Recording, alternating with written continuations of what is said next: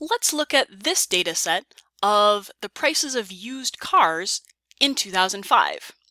Here, each row represents a different observation, in this case a different car. Let's focus on the 10th column, C10T.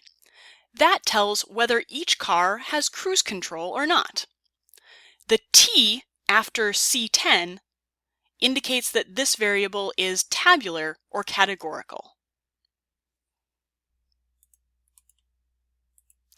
Let's find a 95% confidence interval for the proportion of all one-year-old used cars in 2005 that had cruise control. If we were finding this confidence interval on our calculators, we would need to check two assumptions: that n was less than or equal to 5% of the population size, and that n times p times 1 minus p was greater than or equal to 10. We need both of these assumptions in order for p hat, the sample proportion, to be approximately normally distributed. However, Minitab can use an exact binomial calculation for the probability. That means that we don't need a normal distribution approximation, so we only need to check one assumption, that n is less than or equal to 5% of the population size. In this case, our data set had 20 observations. 20 times our sample size n is 20 times 20, or 400, which is less than the total number of one-year-old used cars in 2005.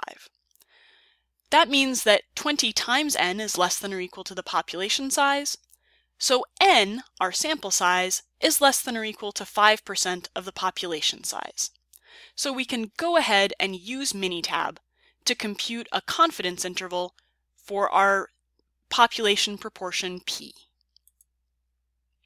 To do that, we start by using the same process we would for a one-sample test of a proportion. Go to the Stat menu, Basic Statistics, and One Proportion. We have the raw data listed in a column, so choose one or more samples, each in a column. Then click in the box below that menu and select the variable that we're interested in this case cruise. Uncheck the box marked Perform Hypothesis Test, and then click on the Options button. Make sure that the alternative hypothesis is set to proportion does not equal the hypothesized proportion. You always want the does not equal sign when you're computing a confidence interval. We want to use the exact binomial method to compute the confidence interval, and set our confidence level to the percentage confidence level we want, in this case 95%. Click OK and OK again. Here's our output. You can see that Minitab is treating the event as yes.